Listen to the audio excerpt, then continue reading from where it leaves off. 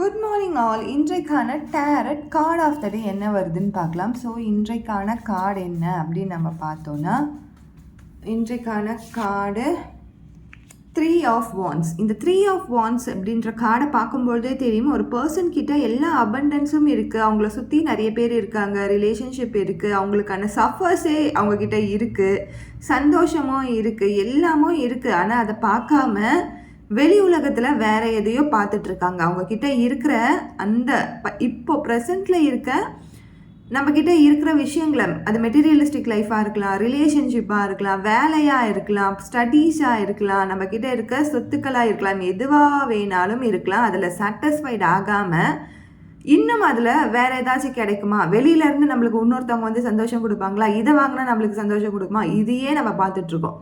So இப்போ இருக்க present மூமெண்ட்டில் ஹாப்பியாக இருங்க. வர வேண்டியது கண்டிப்பாக கட்டாயம் வந்தே சேரும்.